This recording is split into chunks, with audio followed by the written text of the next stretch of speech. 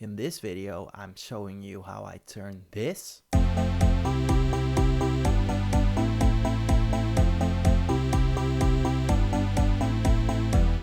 into this.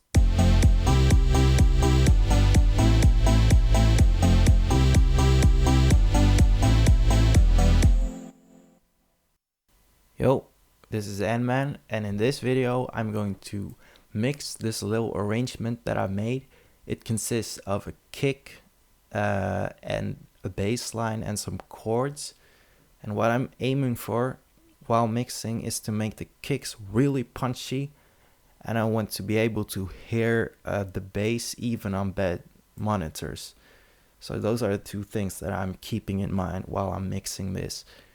So in order for you to watch this video, you should probably know about sidechaining and compression. If you don't know about them, I do not want to waste any time explaining those things in this video. So you should probably watch a video, some other video where those things are explained.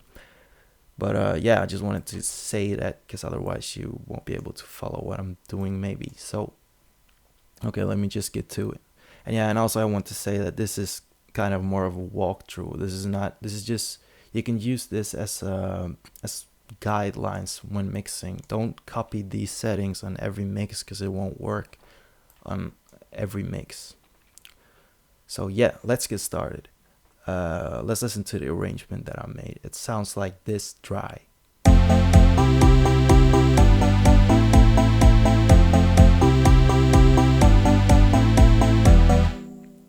Which is pretty alright, but the kick doesn't really have a lot of punch, and that's one of the things that I wanted. So the first thing that I'm going to do to achieve that is that I'm going to sidechain the other instruments so that they are played on a lower volume while the kick comes in. So there are different ways to do sidechaining. I'm going to do my lazy sidechain preset that I've made with this effector. I also have a tutorial on how to make this preset, or how to make this effect. I'm sorry. But yeah, so let's listen to it. It doesn't really matter what method you use as long as you get the sidechaining going. So let's listen to the mix with the sidechaining.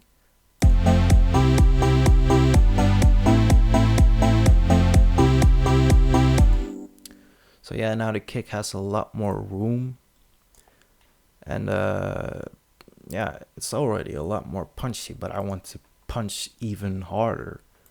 So for that, I'm going to not use the love filter, but I'm going to use the limiter, and I'm going to compress the kick a little bit first.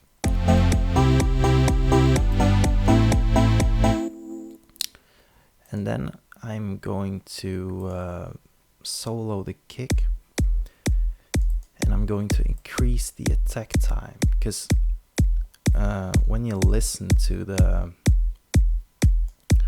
kick, when I increase the attack time, it gets there are a lot more low frequencies that have a real hard punch in them. I'll stop talking so you can listen while I play with this this attack slider here.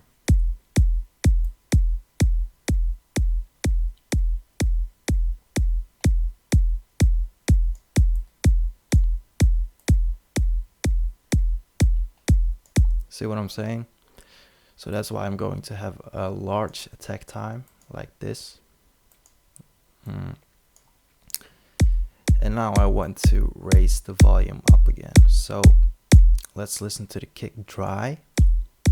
Dry, it sounds like this.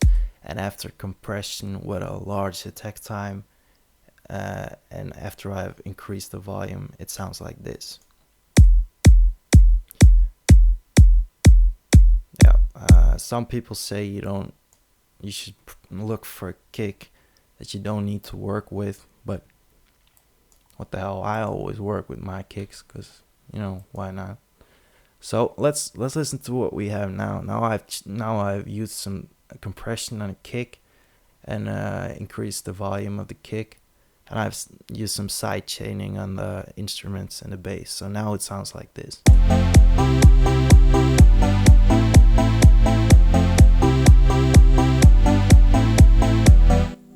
So yeah, it already sounds a lot better. The kick has a lot of punch, and that's exactly what I wanted.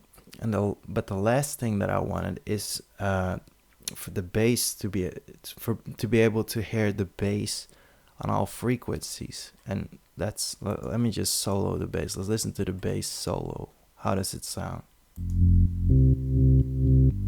You can see this little graph thing going on up here while I'm not talking. You can see that it only has presence in the low frequency, low end. That's my voice coming up there, so don't pay attention to my voice. Just reset my mic because it starts crackling after I have it on a long while. So okay, so now in order to have bass frequencies across the whole sound spectrum, I'm going to use this effector once more. I'm really loving this VST that Image Line has introduced in FL11. And oops, what I'm going to do now is I'm going to use the effector to distort the bass signal. See how suddenly it has all these frequencies going on along the whole spectrum when you look up here at this this monitor. Yeah, that's just what I wanted. So let's listen to the bass without, and now with. And if you're listening to this on laptop speakers, the sound will be, or the difference, I mean, the difference will be very, very noticeable.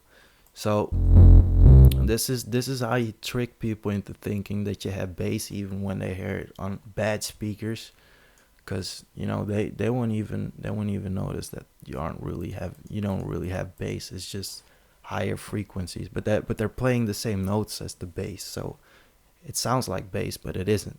So let's listen to the whole mix together now.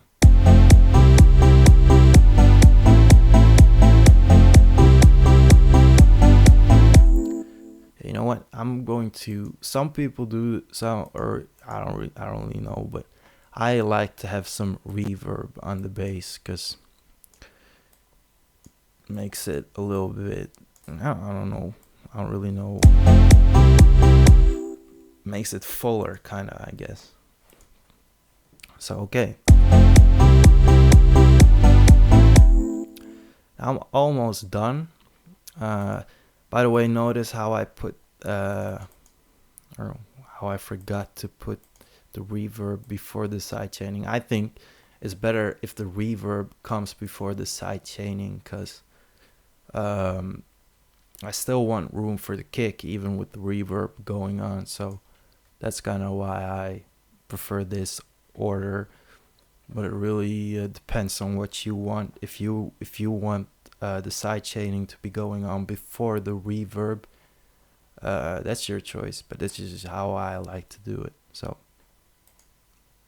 okay, and finally I'm going to be really lazy, because now I'm thinking like, okay, the kick and the bass are dominating the low end, so there's a lot of room for the the synth to be kind of taking over some more of the mid and the high end. So I'm just going to use this sound gedizer because it's fucking amazing, and I'm going to excuse my language, and I'm going to increase some of the high frequencies like this with this fruity parametric EQ. So I'm just basically EQing some of the high frequencies.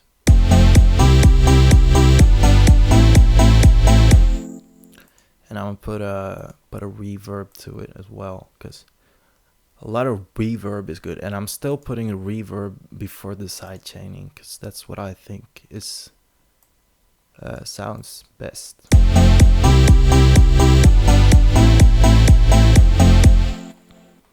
So yeah, that's basically everything that I think is important. Maybe I could have done some EQing on the kick, but I think I'm doing good with just this compression and this volume increasing. So I don't even know if that's a word, but it's probably 2 words. But anyways, let's listen to it once more when it's dry.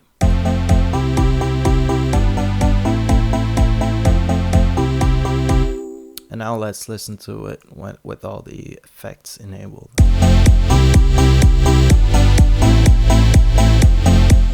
So yeah, that's definitely a huge improvement. So yeah, this is actually everything I had for this video. I hope you liked this video and that you learned something. If you did, please let me know by liking my video and commenting.